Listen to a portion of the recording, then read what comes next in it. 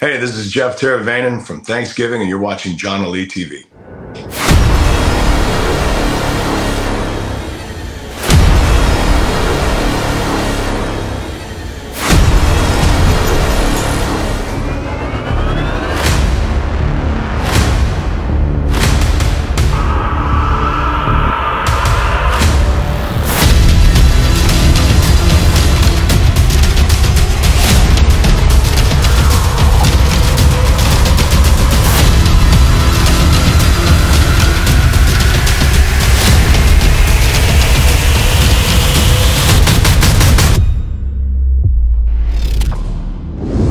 Like I said, I'm glad to have you on finally. And I just saw the movie last night and it was pretty amazing. But first of all, just tell me how the deputy, great level. How are you, man? Just tell us, how are you? Oh, good, good. I've been just kind of riding this Thanksgiving wave. It's been fun. The crazy thing is that we shot it in, we started March 14th was, I think, the first day of shooting. This year, how many movies have you ever seen that were shot, you know, only none? I guess none. Yeah. Honestly, it's crazy. I mean, the shooting schedule was pretty tight as it was, but then Sony started seeing the dailies and got really excited about the movie, and they said, we want to release this in American Thanksgiving this year. So yeah, I mean, Eli and the team, for them to put that together so fast is almost unheard of. Oh yeah, that's amazing. And you know what? Like I said, it was freaking cool, and I loved, you know, the 90s vibes, really gory. And Eli just created another, you know, successful horror franchise, I guess, right? It certainly looks that way. Yeah, the numbers are doing well, especially considering it's an R-rated, it's horror slasher flick. It's done really well in America and other territories all over the world. It's doing well. I'm very pleased. That's great. You're familiar with horror movies because you've been in some, right? And what is your favorite one? And maybe your favorite killers? I don't know, maybe Ghostface, you know, Michael Myers or Jason Voorhees. I don't. I kind of grew up with the Halloween franchise, so that's kind of always had a special place for me. Definitely in the slasher vein. My favorite horror movie, though, of all time is still The Exorcist. That and Hereditary. You know what I mean? Like, I can fight off a slasher, hopefully, if I have to, but I can't do much about the devil and a ghost. So. Yeah.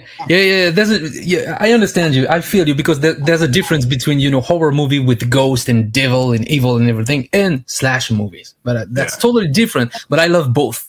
Like I said, and you know, Exorcist, like you said, it's like a standard, a touchstone, you know.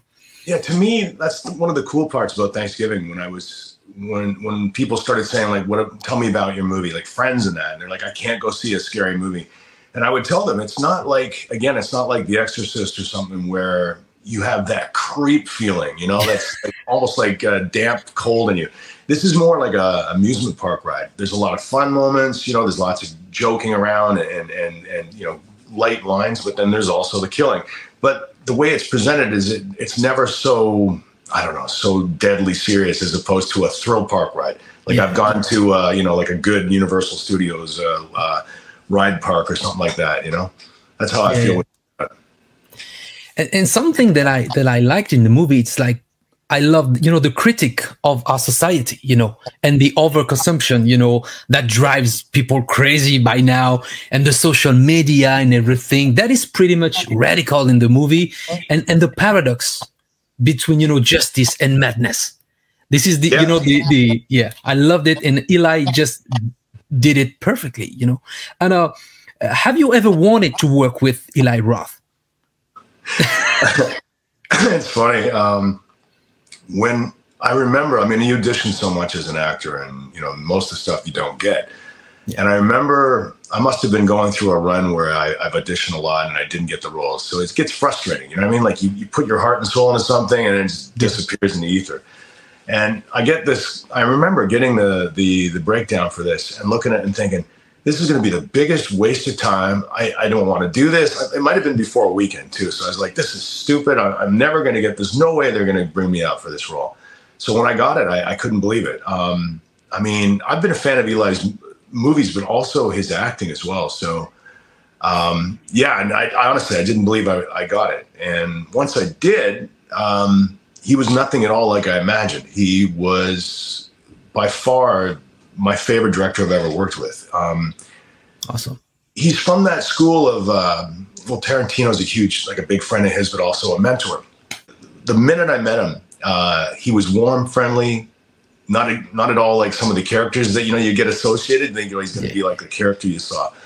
But he was a super nice guy, and he communicated so well, like the way that an actor would want. I've worked with some amazing directors, and I will say they're amazing, but they're focused so much on big picture stuff that if you're lucky, sometimes even if you get feedback, if you do a good job, you don't even hear anything. It's just like, okay, off to the next set or the next setup, and you're like,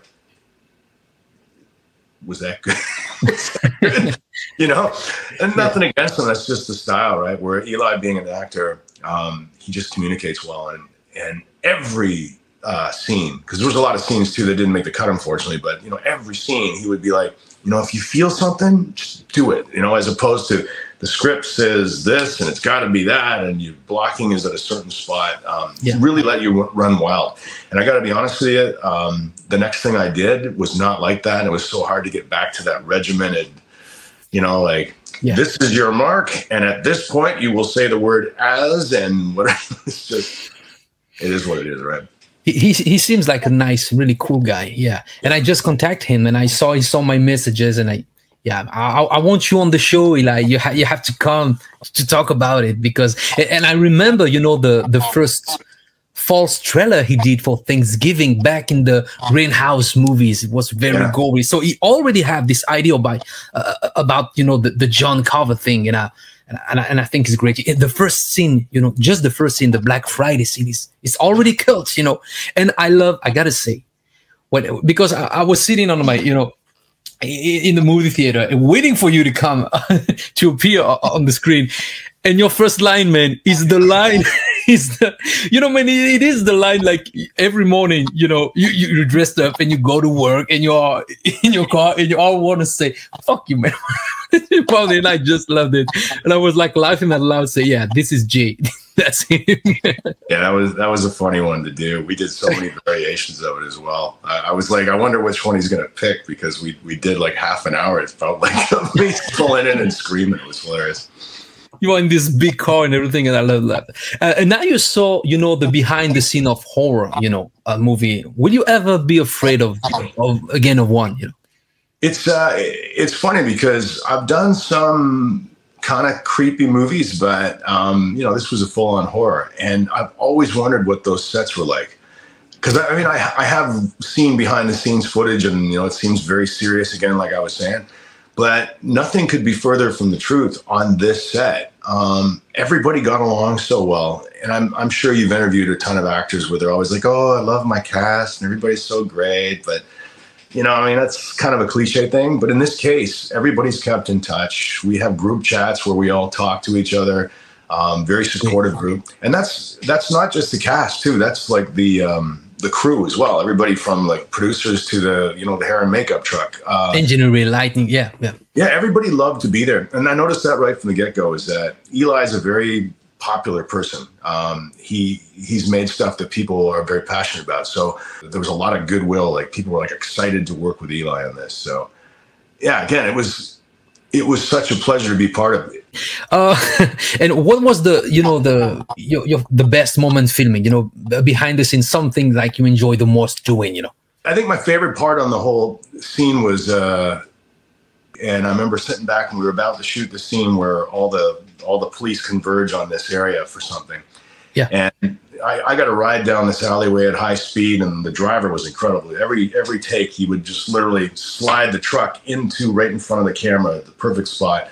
And I'd have to get out, and there was this steady cam, which is on the mountain on the shoulder, and they were just following me in a swirl as I'm looking for something. And that was incredible. We did, I think, 2 takes, and I said to Eli, I think I got something I think I can do better. And on the 3rd take, was the one they used. I just remember Russell Ewan, who plays Detective Chu. He came out and he's like, the whole room erupted in screams when you did that take. And I just had such a great feeling. It's like, yes, we did it. And then afterwards, I thought to myself, man, thank God I didn't screw those up, because if I did, all those cars and officers and camera crew would have had to go back to what they call ones, the first position when you start. But thankfully, yeah, each take was great. Like it just felt natural and we did it. It's just the last one they used was the best one. Jeff, it's out there. We know it. And Eli just announced it. We're going to have a sequel, right? Yeah, yeah. That's amazing, you know, because the movie just came out last Wednesday this Wednesday in France, and I was on the Instagram and I saw Eli say, "Hey, good news, guys, we're going on sequel." And you just said to me that you just did this movie this year and already have a sequel. So maybe next year for the next Thanksgiving, that would be awesome. And I hope you'll be back, man. And I'm sure you'll be back. Well, I think the goal is to do it for 2025 to maybe give these guys a bit of breathing room. I don't know how Eli does it, because he is producing and writing, I don't know, 5 other projects. I remember we were shooting outside that big power generation place. And it was cold and we're talking about stuff, and he's already got 2 other projects that he was working on. And he was telling us about another one. I mean, he makes you feel so like you're such an underachiever, because he's got so many things on the go. But yeah, and I mean, as far as the sequel, there's been talk about obviously me coming back and other people as well. But again, you never know, right? Until it's, I mean, I hope so. There's a lot to explore with my character and also Detective Chu, because there were some scenes, not just us, but there was other scenes for characters that obviously got cut, and there's only so much you can fit into the runtime. And so I'm hesitant to even talk about those, because there's been talk that those might be put into the sequel. There's been talk that those might end up in the Blu-ray as deleted. I'm sure about that. I was watching the movie, say, "Oh, I know Eddie Roth. We're gonna have a director's cut or something," because I want it so bad. But yeah, I mean, obviously, fingers crossed, right? I love being part of the franchise. It's been incredible. Like I said, you know, the John Carver is, I was like waiting for a new horror franchise to come up with like some, you know, a charismatic, you know, killer. And we got one, you know, just behind us. Look at them. Look at him. We got one now, and I'm so happy. Man, thank you for your time. And that was great to have you on. You'll be back on the show. And anytime, okay? And I wish you the best. And I will let you know how Thanksgiving works here in France. But it's pretty well, yeah. Yeah, I'm very curious. Keep in touch on the socials and that as well, yeah. We'll do, man. We'll do. Thank you, man. Jeff, take care of you, man. Bye-bye. Thank you.